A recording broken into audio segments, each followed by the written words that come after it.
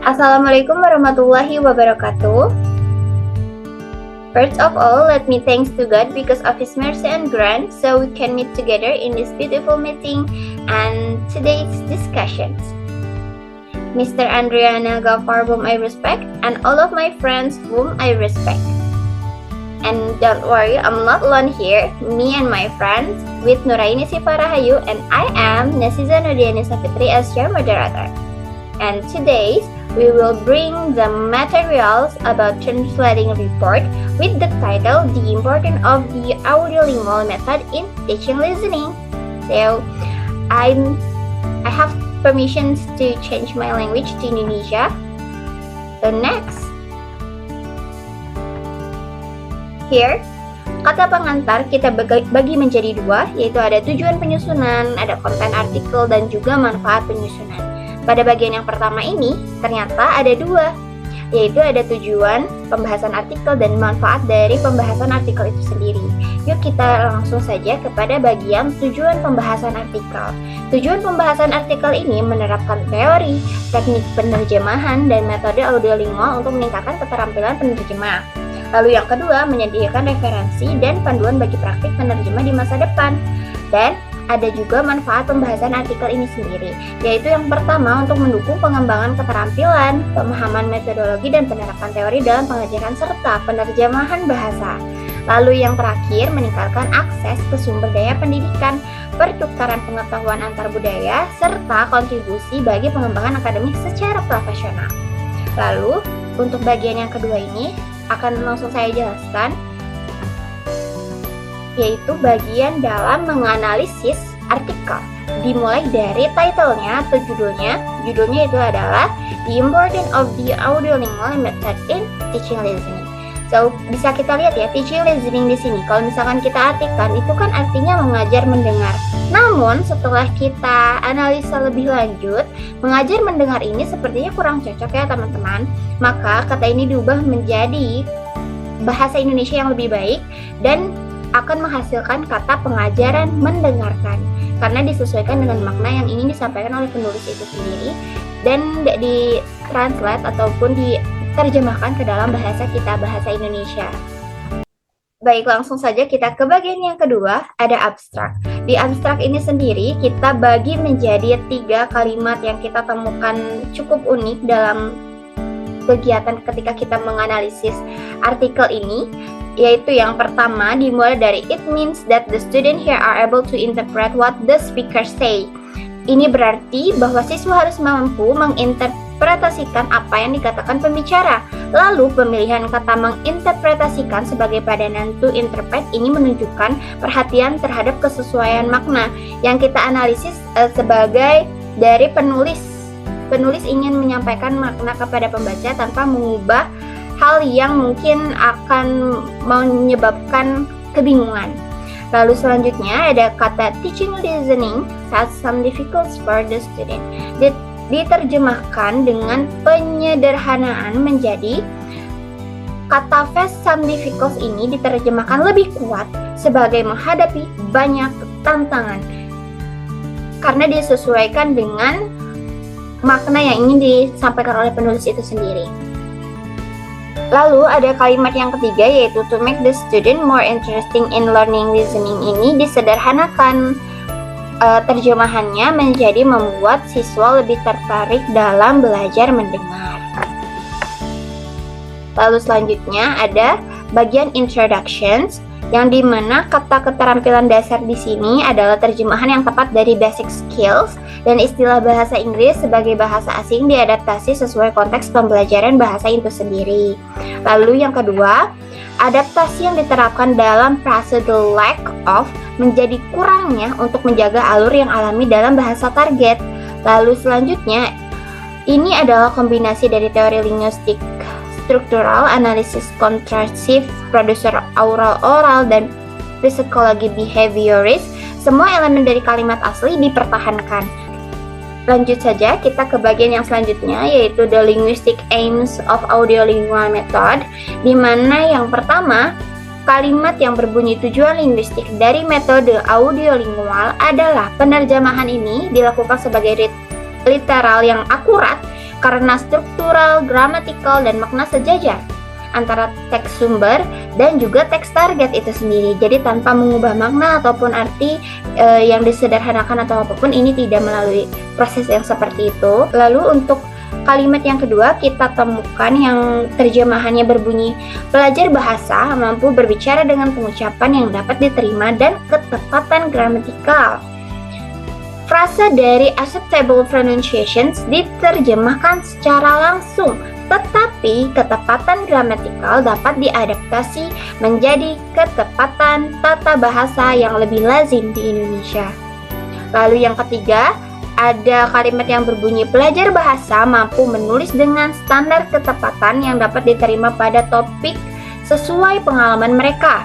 Frasa acceptable standards of the correctness ini diterjemahkan secara tepat tetapi terdengar lebih formal. Alternatifnya, standar penulisan yang layak diterima. Ini bagaimana cara kita ingin menerjemahkan sebetulnya. Jika ingin terdengar lebih formal, diterjemahkannya seperti kalimat yang ada di kalimat 3 ini. Tapi kalau misalkan kita ingin menerjemahkan atau kurang mengerti dari maksud atau makna dari penulis itu sendiri, kita dapat mengartikannya sebagai standar penulisan yang layak diterima. Lalu yang keempat, drill intensif yang harus disediakan agar pelajar bahasa dapat memiliki cukup latihan menggunakan tata bahasa dari bahasa yang diucapkan. Frasa dari intensive drill diterjemahkan sebagai drill incentive yang merupakan istilah teknis, sehingga kita tidak banyak mengubah ataupun menyederhanakan kalimat yang ingin disampaikan oleh penulis itu sendiri. Baik, lanjut saja kita ke bagian yang selanjutnya. Ada review the cultural aims of audiolingual method. Di sini kalimat yang pertama berbunyi, pelajar bahasa memahami kehidupan sehari-hari masyarakat termasuk adat, pekerjaan, olahraga, permainan, dan lain-lain. Frasa dari adat, pekerjaan, olahraga, dan permainan kita bisa melihat ya di sini ada perhatian khusus yang menyesuaikan dengan elemen budaya yang relevan. Lalu yang kedua, ada pelajar bahasa mengetahui fakta-fakta utama tentang geografi, sejarah, kehidupan sosial, dan politik masyarakat. Penerjemahan dari concerning menjadi tentang memberikan kesan ringkas tanpa mengurangi makna yang ingin disampaikan oleh penulis kepada pembaca. Selanjutnya, kalimat yang ketiga yang saya temukan yang berbunyi, pelajar bahasa memahami nilai bahasa sebagai faktor utama dalam budaya mereka. Frasa dari nilai bahasa sebagai faktor utama menunjukkan pentingnya bahasa dalam pembentukan budaya, menjaga konteks akademis yang formal, disesuaikan dengan teknik penerjemahan literal dan juga kontekstual dari makna yang ingin disampaikan oleh penulis. Baik, mungkin bagian yang saya sampaikan cukup. Lalu selanjutnya saya akan mempersilahkan teman saya, Nuraini Syifa Rahayu, untuk melanjutkan penjelasan dari analisis yang telah kita lakukan. Selanjutnya kepada Nuraini Syifa Rahayu dipersilahkan. Oke, terima kasih kepada moderator. Selanjutnya saya akan melanjutkan bagian kedua dari penjelasan sebelumnya. Di sini ada teknik of the audiolingual method. Terdapat 12 kalimat yang mana lesson mengidentifikasi berbagai teknik khas metode audiolingual yang berfokus pada pengulangan, substitusi, dan transformasi untuk meningkatkan kemampuan berbahasa, meliputi menghafal dialog, drill pengulangan, drill substitusi, drill transformasi, dan drill tanya jawab. Teknik ini bertujuan meningkatkan kefasihan melalui latihan terstruktur dan intensif. Untuk contoh analisisnya, terdapat frasa arbitrary vocal symbols yang menekankan sifat bahasa yang tidak langsung mencerminkan objek nyata, menunjukkan bahwa makna dalam bahasa ditentukan oleh kesepakatan sosial. Kemudian ada frasa actual use of native speaker, menekankan pentingnya praktik bahasa nyata dibandingkan aturan formal. Selanjutnya ada the characteristic of audiolingual method. Terdapat 17 kalimat yang mana ciri-cirinya meliputi penggunaan materi berbasis percakapan, pembelajaran tata bahasa secara induktif, penekanan pada pengucapan, dan minimnya penggunaan bahasa ibu. mengandalkan laboratorium bahasa, alat bantu visual, dan menggunakan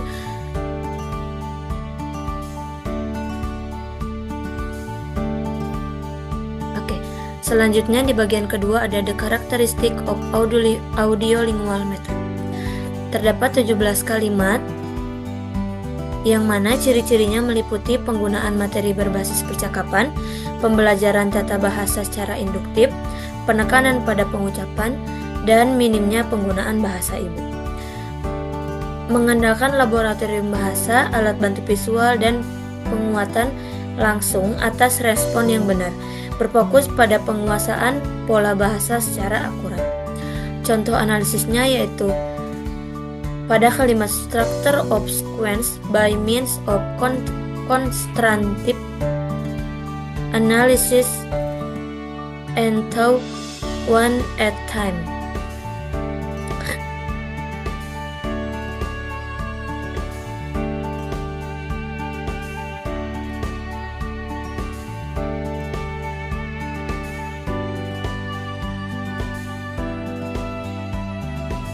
Oke, terima kasih kepada moderator. Di sini saya akan menjelaskan lanjutan dari bagian kedua. Di sini ada teknik of the audiolingual method. Terdapat 12 kalimat yang mana Larson mengidentifikasi berbagai teknik khas metode audiolingual yang berfokus pada pengulangan, substitusi, dan transformasi untuk meningkatkan kemampuan berbahasa, meliputi menghafal dialog, drill pengulangan, drill substitusi, drill transformasi, dan drill tanya jawab. Teknik ini bertujuan meningkatkan kefasihan melalui latihan terstruktur dan intensif. Untuk contoh analisisnya di sini ada frase arbitrary vocal symbols yang menekankan sifat bahasa yang tidak langsung mencerminkan objek nyata, menunjukkan bahwa makna dalam bahasa ditentukan oleh kesepakatan sosial. Kemudian ada frase actual use of native speaker, menekankan pentingnya praktik bahasa nyata dibandingkan aturan formal.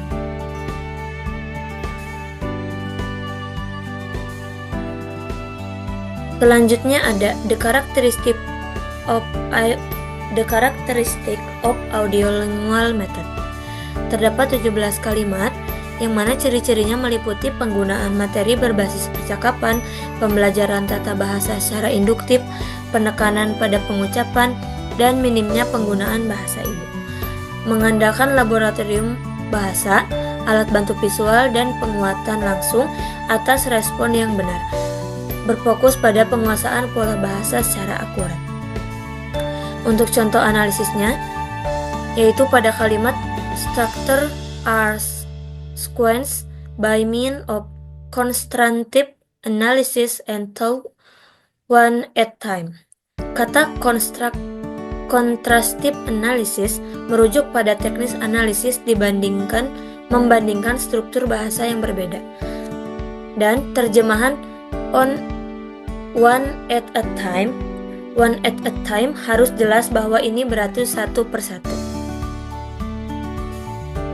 Selanjutnya, the importance of the audiolingual method.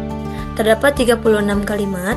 Metode ini mendorong siswa untuk berbicara dalam bahasa target melalui modeling guru yang membantu mereka mempelajari pengucapan, intonasi, dan pola gramatikal.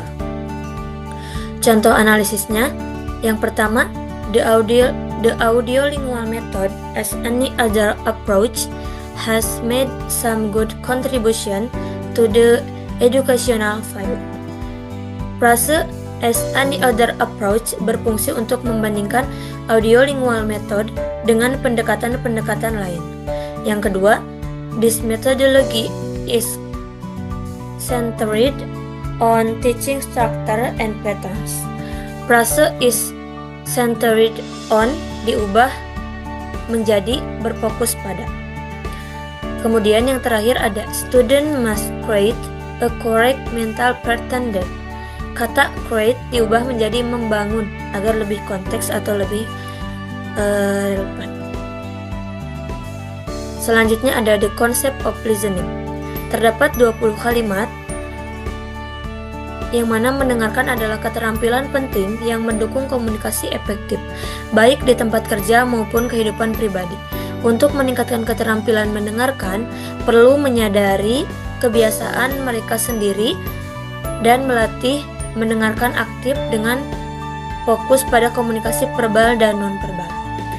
Contoh analisisnya yang pertama pada kalimat being able to listen attentively and to understand and remember what you have heard is a valuable skill. Frase to listen attentively diterjemahkan menjadi mendengarkan dengan perhatian, dengan sedikit perubahan struktur kalimat agar lebih alami dalam bahasa Indonesia. Yang kedua, pada kalimat you are picking up on their listening skill, not necessarily their speaking skill. Frase speaking up on diterjemahkan langsung menjadi menangkap, dengan konteks yang sesuai, tidak ada perubahan besar pada struktur kalimat. Selanjutnya ada the importance of learning listening. Terdapat 7 kalimat yang mana Will Cook 2007 menekankan pentingnya komunikasi lisan yang baik dalam kehidupan dan pekerjaan. Terjemahan teks ini mempertahankan makna, struktur, dan tata bahasa dengan penyesuaian kecil untuk kelancaran dalam bahasa Indonesia. Untuk contoh analisisnya, yang pertama, penyesuaian dilakukan untuk mencerminkan perspektif bahasa target. Misalnya, skill most highly value diterjemahkan menjadi keterampilan yang paling dihargai. Yang kedua, pada frase are able to diadaptasi menjadi mampu, yang lebih ringkas dalam bahasa Indonesia. Kemudian, bagian kedua pada bagian terakhir yaitu conclusion, kesimpulan, terdapat 3 kalimat. Artikel ini mendorong guru untuk menggunakan metode audiolingual dalam pengajaran mendengarkan agar lebih menarik dan efektif, membantu mereka menguasai keterampilan mendengarkan dan keterampilan bahasa lainnya, seperti berbicara, membaca, dan menulis. Untuk contoh analisisnya, pada kalimat because they can use this audiolingual method is listening process. Kata because di awal kalimat itu tidak diperlukan karena penyesuaian kata dilakukan agar sesuai konteks. Baik, cukup sekian dari saya kembalikan kepada moderator. Terima kasih. Terima kasih banyak Nuraini Syifa Rahayu atas penjelasannya. Wah, sangat jelas sekali ya teman-teman penjelasan yang telah disampaikan oleh Nuraini Syifa Rahayu. Lalu selanjutnya ada sesi diskusi. Any questions? Kalau mungkin ada yang ingin disampaikan, boleh tulis diskusi ataupun pertanyaan serta saran dan juga pendapatnya mengenai analisis yang telah kami lakukan di kolom diskusi yang terdapat di website Litera. Jangan lupa ya untuk memberikan komentar, saran, ataupun pertanyaan. Setelah sampainya kita ke bagian yang ketiga, yaitu kesimpulan. Laporan ini menekankan pentingnya penerjemahan yang akurat untuk pertukaran pengetahuan lintas budaya dan akses pendidikan dengan menerapkan strategi Suryawinata dan Haryanto serta metode audiolingual. Laporan ini menawarkan wawasan praktis bagi pendidik dan peneliti, memastikan terjemahan tetap sesuai dan mudah dipahami. Proses ini memperkuat keterampilan penerjemah dan menegaskan peran penting penerjemahan dalam menyebarkan pengetahuan. Sudah sampainya kita pada sesi akhir dari diskusi hari ini. Saya ucapkan terima kasih banyak kepada Mr. Andriana selaku dosen pengampu pada mata kuliah kami, serta perhatian dari teman-teman yang telah memperhatikan kami sampai selesai. Saya ucapkan mohon maaf bila mana ada salah kata dalam penyampaian makna ataupun dari hasil translating report yang kami bawakan. Saya berharap dengan adanya translating report yang telah kami presentasikan memberikan ilmu baru bagi kalian semua dan juga bagi kita. Lalu saya ucapkan wassalamualaikum warahmatullahi wabarakatuh.